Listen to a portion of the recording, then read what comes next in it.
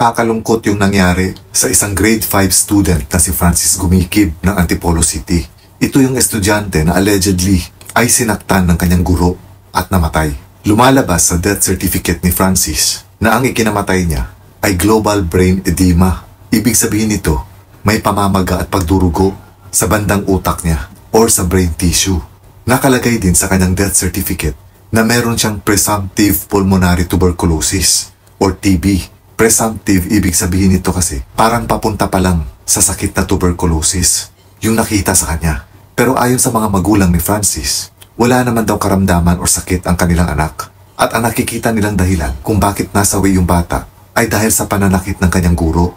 Ayon sa mga ilang kaklase ni Francis, kinwelyuhan daw ng guro niya at sinabunutan pagkatapos ay sinampal itong si Francis. At pagkatapos daw ng insidenteng ito, 3 days pang pumasok uli si Francis sa kanyang paaralan.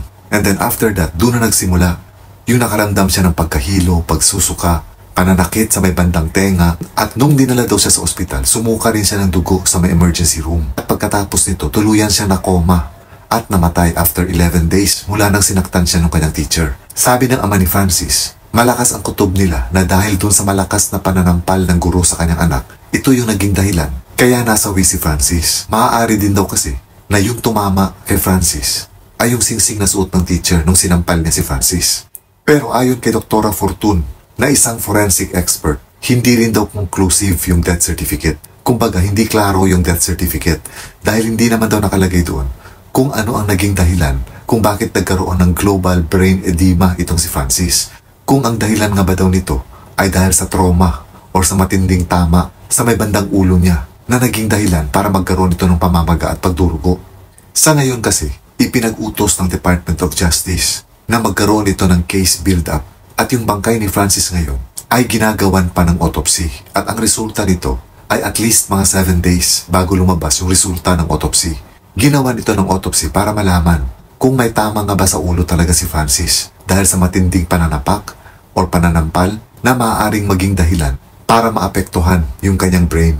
Makikita rin kasi sa autopsy kung may bugbog ba sa may bandang ulo ni Francis o di kaya sa bandang tenga ni Francis na maaaring naging dahilan ng kanyang pagsusuka at pagkahilo at pananakit ng kanyang tenga at ulo.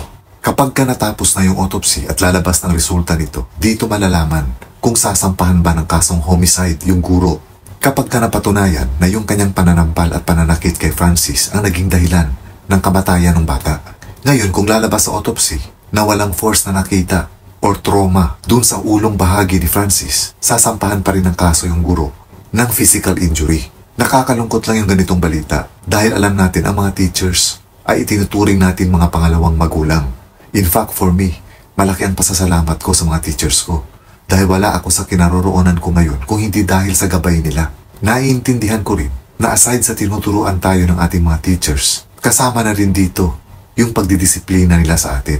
Yun nga lang, bawal na bawal yung klase ng pagdidisiplina na kung saan ay napagbubuhatan nila ng kamay ang kanilang mga estudyante. Hindi lang physical abuse, even verbal abuse or sexual abuse, bawal na bawal ito na gawin ng mga teachers natin. Alam din natin na lalong-lalo na yung mga teachers na ang hawak nila ay yung mga bata, kailangan talaga nila ng matinding pasensya at pangunawa dahil alam natin itong mga bata talagang magugulo, makukulit, mapaglaro sa loob ng klase.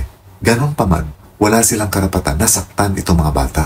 Siguro the best thing na pwede nilang gawin ay i-report ito sa kanilang advisor o di kaya ay sa principal at maaaring ipatawag ng principal or nung advisor ang mga magulang ng bata instead na sila ang gumawa ng pagdidisiplina na saktan nila yung mga bata. Dahil kahit sinong magulang hindi papayag na sasaktan ng sino man ang kanilang mga anak.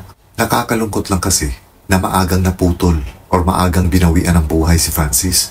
14 years old lang siya at grade 5 student. Well, maaari din naman kasi na baka talagang may sakit na yung bata nang hindi nila alam. Kumbaga, walang sintomas. At na-trigger ito nung nakatanggap siya ng malakas na sampal mula sa kanyang guro. Or pwede rin yung malakas na pananampal na natanggap ni Francis sa kanyang guro ang nag-trigger nung existing medical condition niya na hindi alam ng mga magulang niya or even ni Francis dahil wala itong mga sintomas. So ang tanging makakasagot lang nito ay yung magiging result ng autopsy. Kapag ka nakitaan na nagkaroon ng tama or bugbog yung ulong bahagi ni Francis. Then this will explain na ang dahilan kung bakit siya nasawi ay yung pananampal ng kanyang guro. Although ayon dito sa babaeng guro, hindi naman daw malakas yung pananampal niya kay Francis. Pwede rin namang nagsisinungaling siya o di kaya para sa kanya mahina lang yon. Pero dahil bata yung tinamaan, syempre mas iba yung impact kaysa kung adult yung sinampal niya. So ang tanging makapagbibigay linaw lamang dito ay yung resulta ng autopsy. At pag lumabas na yung result ng autopsy, kung ano man ang magiging resulta nun, doon na magbabase kung anong magiging kaso nitong guro. Para sa akin, mataas pa rin yung pagtingin ko sa mga guro. Pero sana, yung ibang mga teachers ay dahan-dahan sa pagdidisiplina ng mga estudyante. Lagi sana nilang isipin na sila ang tumatayong pangalawang magulang ng mga estudyante, lalong-lalo na ng mga bata.